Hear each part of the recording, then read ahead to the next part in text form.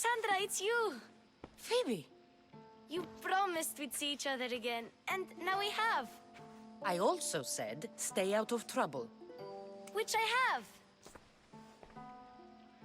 Okay, almost out of trouble. I can't believe you're here. Me either. I can't believe we both made it to Athens. It's so much different from Kefalonia. But what are you doing here?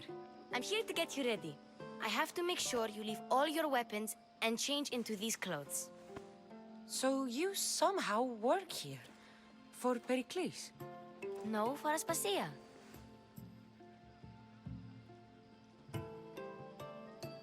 How is it you're working for Aspasia? Well, I did get into a little bit of trouble after I got to Athens. I may have been a leader of a small group of orphans that tried to cheat Aspasia. We didn't know it was her, though. And you convinced her to hire you? No, she asked me on her own. That was lucky. I think I'm ready to go in. You can't. Not like that, anyway. The Athenians like it best when you try to fit in. But don't worry, I have just the outfit for you. I'll get changed. Promise you'll take care of my things? Yep. Leave your weapons in the corner, and I'll come back when you're done.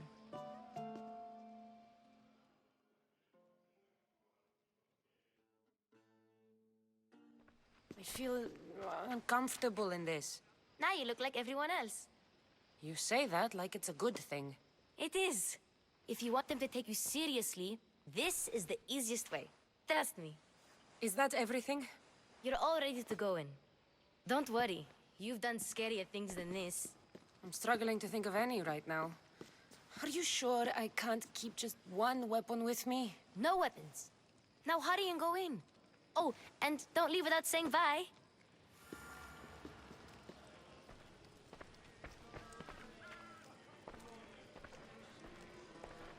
Here, Cassandra. The mighty mercenary and traveler has finally made her grand entrance. Only slightly late, too. Herodotus!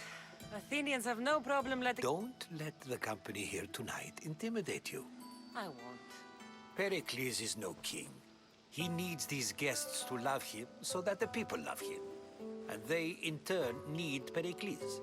You're no different from any of them. Do you really think... They will if you get them to trust you.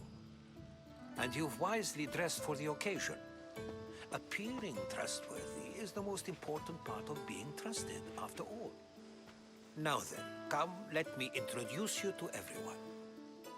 They may not look it, but this group holds the way to the future on the tip of their opinionated tongues.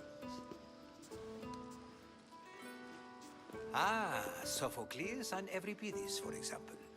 Two of the most celebrated playwrights to date.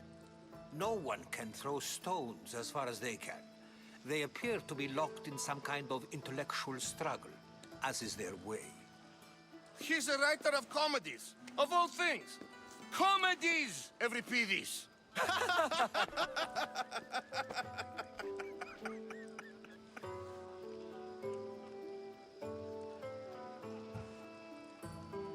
It looks more like a lover's quarrel to me. Hermippos has also written his fair share of comedies. You should drink more. Lately, his attitudes have garnered him more notice than his works. However, the fellow beside him, Protagoras, is a sophist worthy of as much praise as the great Socrates himself.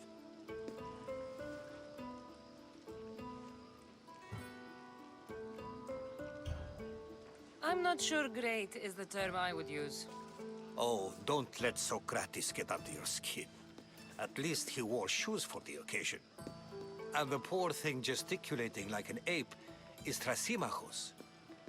If you listen closely, you'll notice he and Socrates are actually arguing the same points.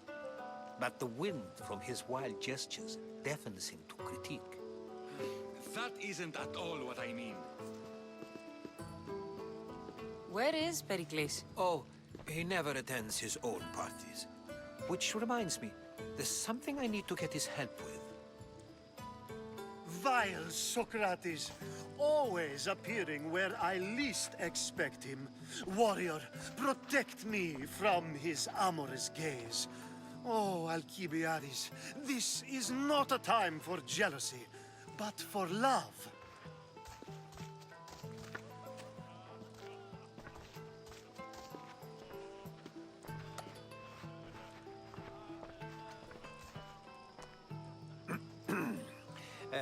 Let's not use Alcibiades as an example. Be good and don't drink too much. So, tell me, what does a Misthios like you think of a party like this?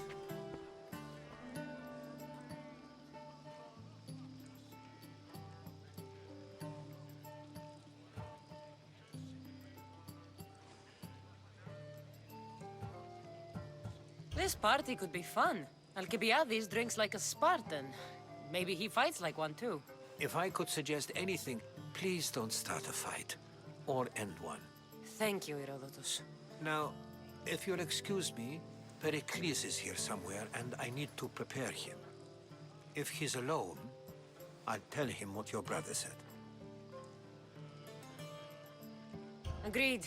Pericles needs to know. I'll stay here and look for clues. I hope they know something about your mother. Me too.